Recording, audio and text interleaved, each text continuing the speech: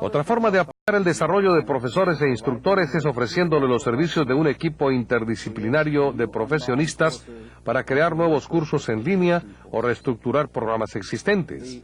La Universidad Abierta Británica estableció los primeros equipos de apoyo a sus cursos hace más de 30 años. En las últimas 3 décadas, este concepto se ha comprobado como muy útil.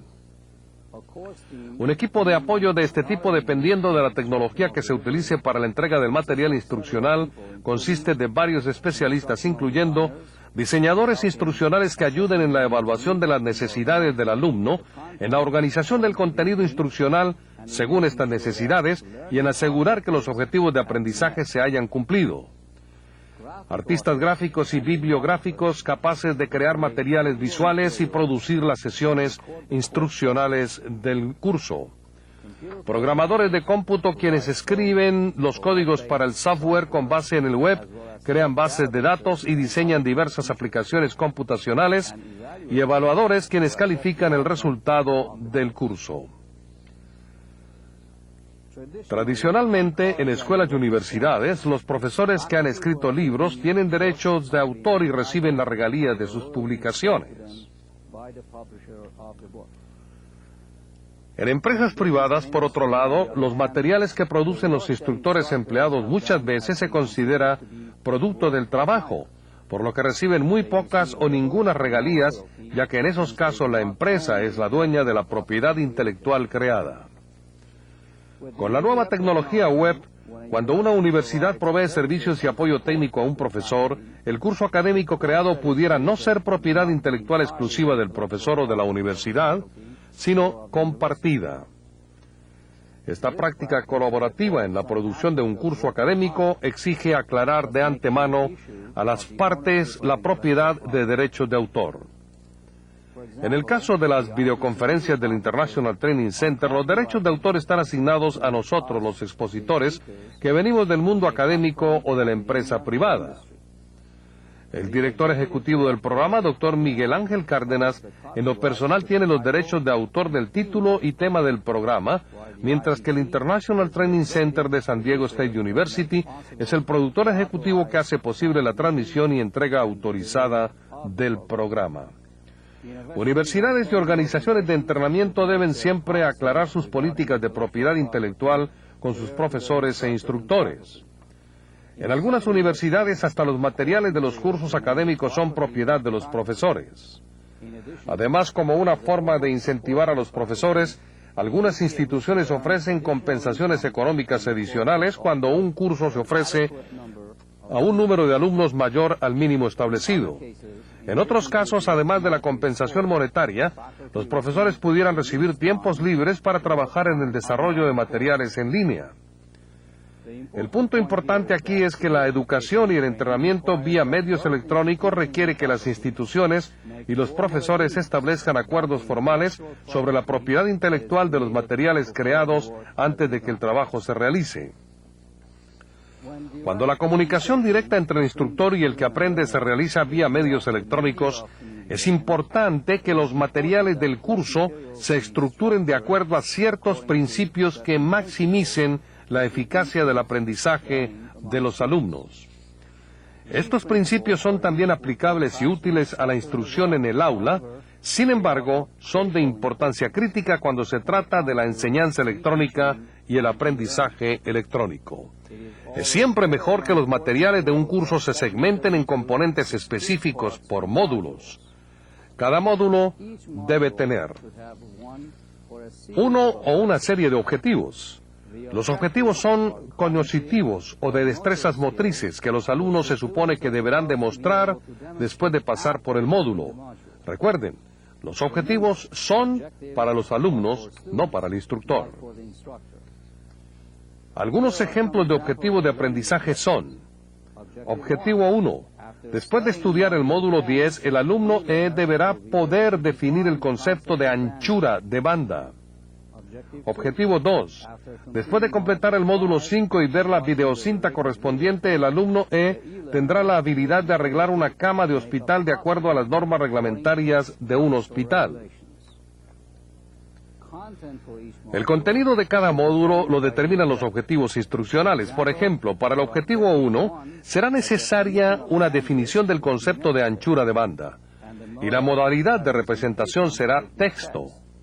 Sin embargo, para el objetivo 2, el contenido sería un video de un hospital en donde de manera ordenada se cambian las sábanas y luego se arregla el resto de la cama.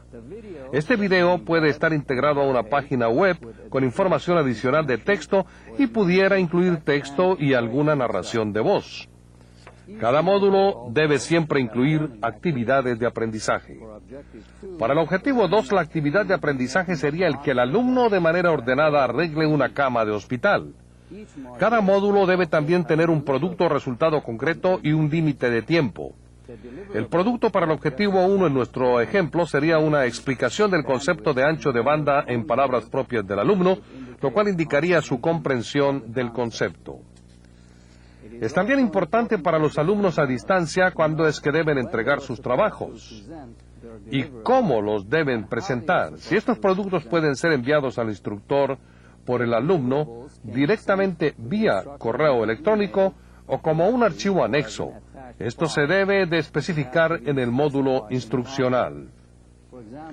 Por ejemplo, los alumnos pudieran enviar la definición para el objetivo 1 al maestro vía correo electrónico.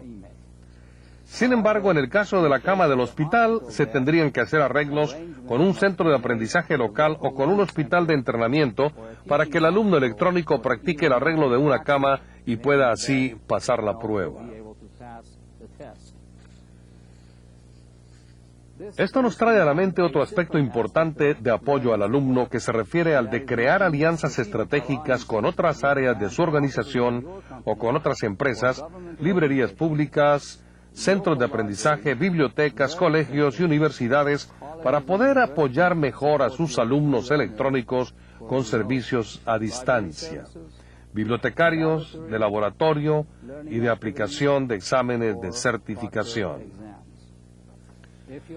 Si usted quiere lograr tener una institución bien organizada y moderna de enseñanza y aprendizaje, necesitará sin duda formar coordinadores de sitios de aprendizaje como los de la red del International Training Center, quienes han organizado este programa y lo han hecho posible. El establecimiento de un proyecto de aprendizaje a distancia vía medios electrónicos en su organización es una de las actividades más importantes que usted puede realizar para empujar a su organización hacia el éxito en este siglo XXI, aprovechando lo que la nueva economía del conocimiento nos ofrece. Las reglas de la nueva economía apenas están comenzando a surgir, y la verdad es que todos aprendemos algo nuevo de este ambiente globalizado todos los días. El aprender a distancia está en el corazón de la nueva economía, la cual se sustenta en la productividad del trabajador a través de la maximización del valor de sus destrezas y su desempeño. El desempeño en la nueva economía no significa necesariamente trabajar más, sino más inteligentemente. El trabajar más inteligentemente requiere tener el conocimiento y la información actualizada a la mano para que usted pueda realizar su trabajo con lo mejor de su capacidad a un nivel de desempeño máximo y con un nivel mínimo de desperdicio de tiempo y esfuerzo. Este énfasis en la productividad también ha cambiado el cómo debemos organizar y presentar nuestros materiales instruccionales. Muchos cursos similares a los que todos hemos tomado en bachillerato o en universidad son necesarios para darnos un mínimo de conocimientos y competencia en lectura, matemáticas, ciencias y otras materias básicas. Muchos de ustedes se involucrarán en el rediseño y entrega de cursos en estas materias sobre el Internet a medida que su organización evolucione. Sin embargo, el nuevo trabajador manejador de la información, además de requerir que los materiales instruccionales se le presenten en secuencia tradicional, necesita también que la información que estos manejen se presente ahora bajo 3 modalidades. Información, justo a tiempo, justo para mí y justamente suficiente. La mayoría de estos nuevos trabajadores se enfrentan a diario con novedosas ideas, nuevos ambientes y nuevas tareas a realizar. Para enfrentar estas situaciones, ellos necesitan tener acceso a información fácilmente disponibles a ellos, información justo a tiempo. Al mismo tiempo, ellos necesitan la información dentro del contexto de las reglas de trabajo, aceptadas en su organización. La información debe, por lo tanto, ser para mí y no fuera de contexto o para usos genéricos. Y finalmente, a medida que el trabajador de la información se involucra en sus tareas, éste necesita información justamente suficiente, ni demasiada ni muy poca.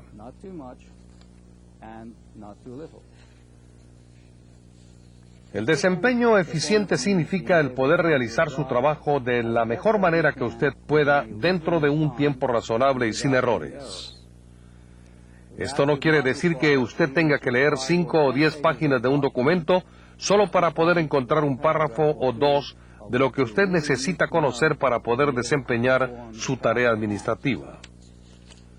Conscientes de que la nueva economía funciona con la velocidad del web y con tiempos del Internet y no al paso lento del siglo XX, las organizaciones se están preparando ahora para ofrecer a todos sus trabajadores información justo a tiempo y sistemas de soporte directo al desempeño, conocidos como EPS. Los sistemas EPS incluyen manuales, auxiliares de trabajo y políticas de manejo de base de datos de rápido acceso a cualquier trabajador.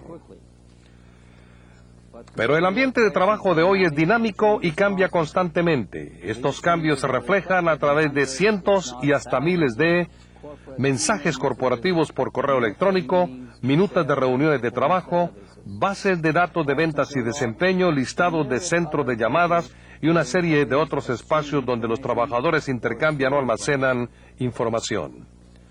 Hoy en día un buen reto para los gerentes corporativos del conocimiento es el de poder capturar toda esta información y ponerla en un formato realmente útil. El lograr esto ayuda a todos en una organización a tener acceso directo directivo, a poder realizar su trabajo siempre con el conocimiento de lo que otros hacen dentro de su organización y a poder evaluar el impacto de las normas de operación establecidas sobre el desempeño personal. La revista intitulada Knowledge Management Magazine es una buena fuente de información para mantenerse actualizado en este campo. Así como las organizaciones están ahora trabajando intensamente para manejar mejor su acervo de conocimientos, los trabajadores en lo individual también necesitan cuidar el manejo de su conocimiento personal productivo. La mejor persona para organizar conocimientos justos para mí es el nuevo trabajador de la información. Esto comienza creando cosas muy sencillas, desde cosas tales como el uso de bookmarks o banderas de referencia automática en su computadora conectada al Internet, hasta el hacer una reflexión amplia de sus necesidades globales de información, documentar las estrategias que usted ha utilizado para localizar esa información con agilidad y buscar y localizar la información de manera oportuna. En verdad, el futuro de las organizaciones no tiene límite, y espero que mis comentarios les hayan familiarizado con este vital concepto y les haya convencido de la importancia que tiene el aprendizaje y el entrenamiento vía el Internet para crear y sostener la productividad hoy en día. Si usted decide construir una nueva organización o transformar su organización actual, ¿cuáles serían los pasos a seguir? ¿Y qué es lo que usted puede aprender de la experiencia de quienes ya han transitado por ese camino? Manténgase con nosotros para el segundo módulo de esta videoconferencia, el cual se referirá a esos temas. Muchas gracias. Gracias, doctor Farhad. Empecemos la primera sesión de preguntas y respuestas. Trataremos de dar cabida a la mayor cantidad de llamadas. Por lo tanto, les pedimos que hagan una pregunta por llamada y que sea lo más breve posible. Pueden llamar directamente al estudio a los teléfonos y número de fax que aparecen en la pantalla. Les recordamos alejarse del monitor al hacer la llamada para evitar la interferencia de sonido. Nuestra primera pregunta nos llega de la Federación Nacional de Comerciantes, FENALCO, Medellín. Colombia, adelante. Buenos días, adelante, Colombia. Muchas gracias. Buenos días. Existen tres bases fundamentales en el proceso educativo a través de la relación maestro-alumno. El primero, el amor por la labor, por sí mismo, por los demás, por el universo en general. El segundo, el buen ejemplo. Y la tercera base, la disciplina. ¿Cómo pueden proyectarse estos elementos a través de la educación virtual? Muchas gracias. Estos son elementos que dependen del instructor. El aprendizaje electrónico no elimina al instructor, sino que hace que el papel del instructor sea incluso más crucial, más clave. Lo único que cambia es el hecho de que el instructor no presenta información tanto como lo hacía en el pasado. Así que la presentación de la información queda delegada al sitio web o al audio o al vídeo, a la alimentación continua de audio y vídeo. Y lo que hace el instructor es tener una presencia social y presentar todos estos hechos que usted acaba de mencionar en la pregunta. La siguiente llamada nos llega de Senia Internet, La Habana, Cuba. Adelante, Cuba, su pregunta. Buenos días, muchas gracias. Desde acá, de Sigmatel, nuestra pregunta es la siguiente. En concordancia con el desarrollo de las nuevas tecnologías de la información y las telecomunicaciones, ¿en qué situación quedaría una empresa que no asimile esta realidad y pretenda continuar su desarrollo ignorándola?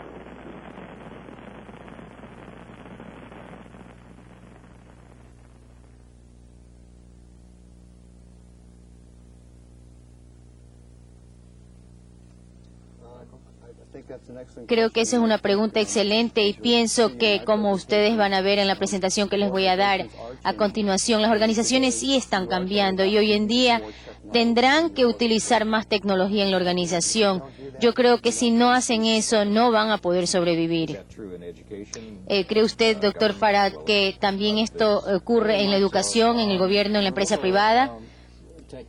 Yo creo que la tecnología no va a reemplazar a las organizaciones ni a las empresas. Las empresas van a utilizar la tecnología para prosperar.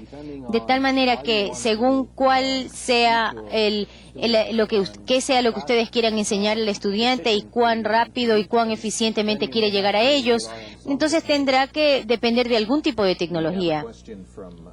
Tenemos una pregunta que nos llega de Perú, de la Universidad Nacional de Ingeniería, Lima, Perú. Adelante, Lima. Muy buenos días. Good morning. La pregunta es la siguiente. Se asocia el hecho de la nueva economía con una producción mayor de empleos en una economía con baja inflación. ¿Pudieran explicarnos esto de manera adicional? Y en segundo lugar, el costo del Internet es una de los impedimentos grandes en nuestros países debido a las tarifas que se cobran. ¿Cómo es este proceso en Estados Unidos?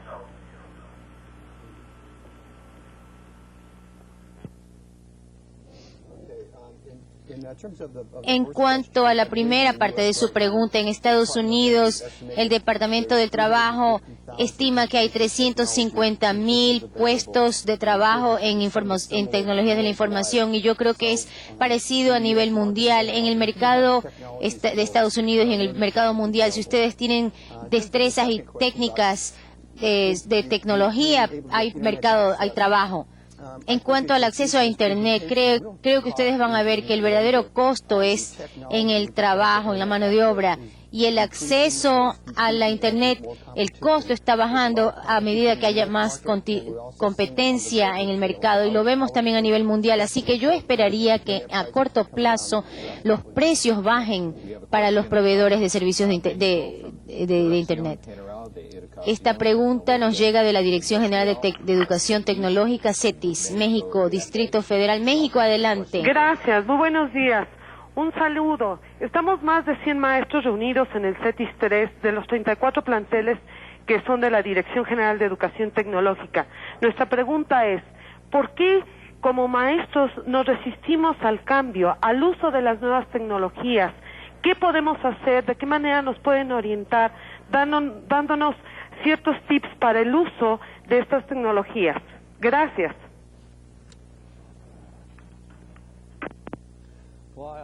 Creo que los profesores son muy sabios en ser bastante selectivos acerca de dónde y cómo quieren utilizar las tecnologías. Donde creen ellos que se aplica y que tiene sentido aplicarlo, ellos han utilizado esas tecnologías.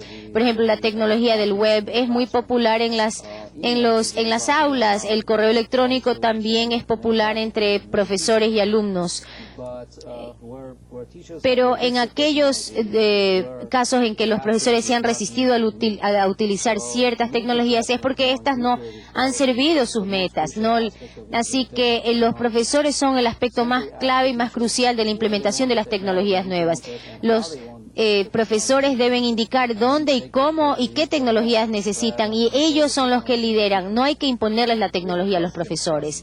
Ellos indican qué es lo que les sirve. Esta pregunta nos llega del Servicio Nacional de Aprendizaje Comercial, Porto Alegre, Brasil. Adelante. Buenos días. Buenos días. Nuestra pregunta es ¿cómo se puede obtener los beneficios de la tecnología de la información cuando los recursos ainda no son suficientes? Cuando los recursos ainda no son suficientes.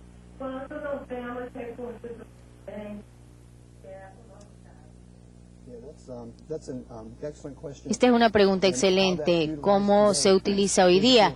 Es que ustedes encontrarán lo que se llama los expertos en materias que van a utilizar la tecnología para distribuir el aprendizaje, como por ejemplo estamos haciendo una videoconferencia. Yo puedo entregarles mi mensaje a través de esta tecnología. De tal manera que la tecnología, si le entiendo bien, esto amplifica y mejora sus recursos. Exactamente es un medio. Tenemos una pregunta de México que nos llega de la Universidad Tecnológica Nezahualcóyotl. Adelante, México. Adelante, su pregunta, México. Buenos días. Gracias. Todos sabemos que en Internet se pueden realizar un sinfín de actividades, pero en cuanto a la educación, ¿cómo podemos hacer para no perder la sensibilidad al no tener contacto directo con las personas? Gracias.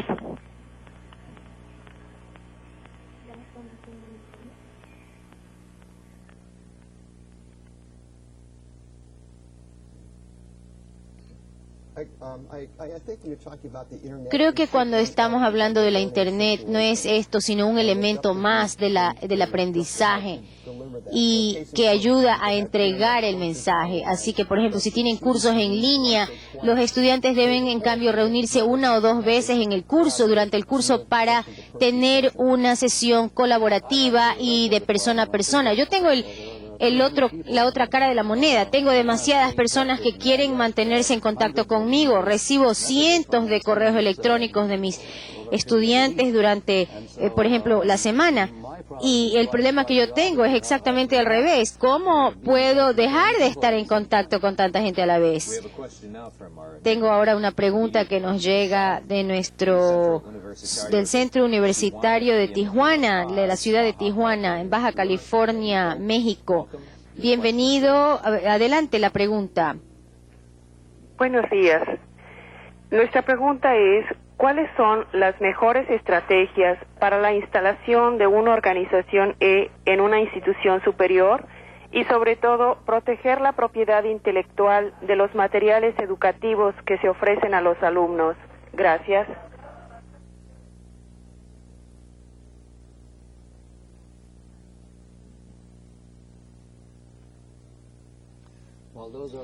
Son 2 preguntas excelentes. La primera parte de la pregunta no tiene una respuesta muy sencilla y necesitaríamos más tiempo para analizarla y responder a ella. Las universidades, como todas las demás organizaciones, tiene varios aspectos. Hay profesores, estudiantes, hay que evaluar sus necesidades y ver qué es lo que quieren de las tecnologías. Y entonces auscultar a los profesores y a los estudiantes para poder aumentar las probabilidades de tener éxito. En cuanto al copyright y la propiedad intelectual, es importante hacer un copyright, por supuesto, pero al mismo tiempo hay que aclarar bien a quién pertenece esa propiedad, esa propiedad intelectual, si es de propiedad de la universidad, del profesor, si es conjunto. Hay que buscar acuerdos legales que antes no teníamos en las universidades acerca de la propiedad de lo intelectual, del contenido intelectual. Esta pregunta nos llega de Santo Domingo, República Dominicana. Adelante, Codetel, República Dominicana. Gracias, buenos días. Nuestra pregunta es, tomando en cuenta la evolución futura de la tecnología, ¿cómo se va a ver afectada la velocidad de la transmisión, el congestionamiento de las líneas y cómo va a evolucionar la tecnología interactiva y los programas de simulación?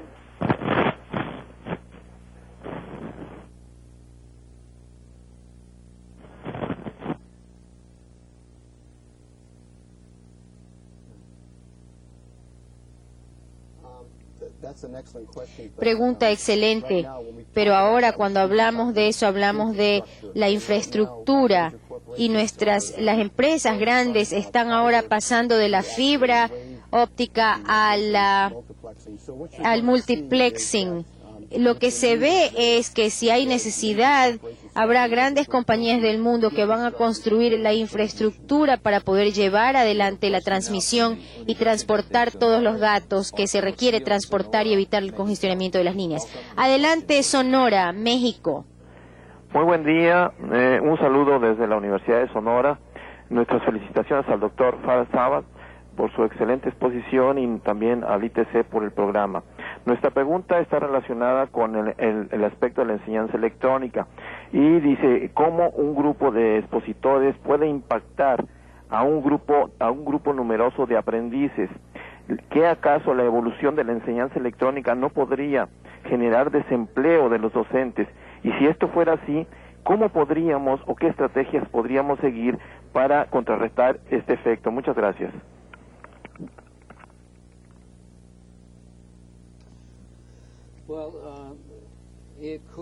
Podría generar cierto tipo de desempleo en la economía, pero igualmente ha generado muchísimos otros trabajos en otros segmentos de la economía, y ese es el caso cada vez que hay un cambio de tecnologías, por ejemplo en agricultura, cuando pasamos de una economía agrícola a una economía industrializada, hay cambios tecnológicos y ahora estamos pasando a la tecnología de la información.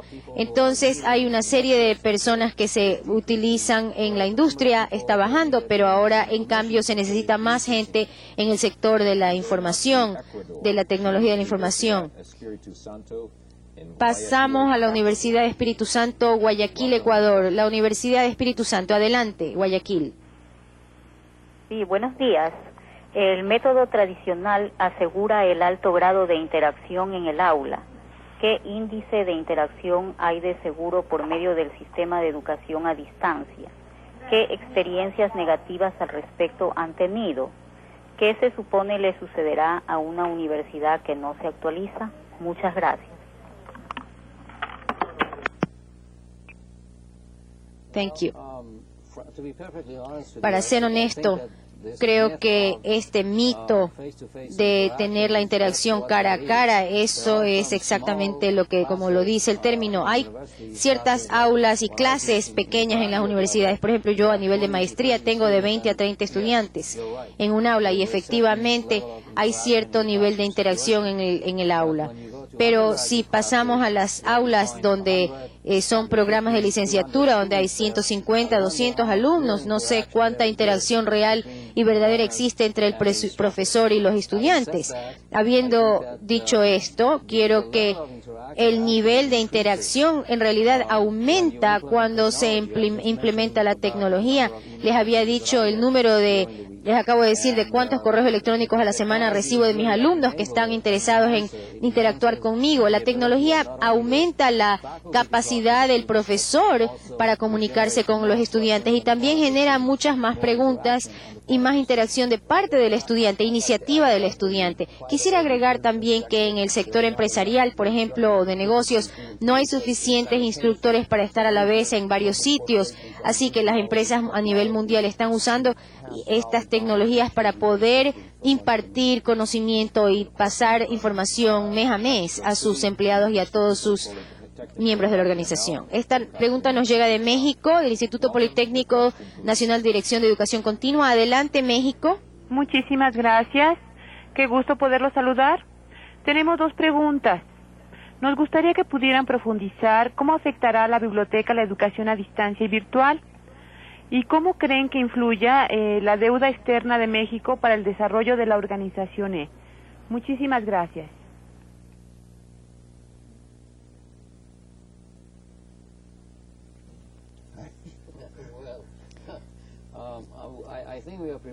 Estamos preparados para responder al primer segmento de su pregunta, y ese es que cómo están cambiando las bibliotecas.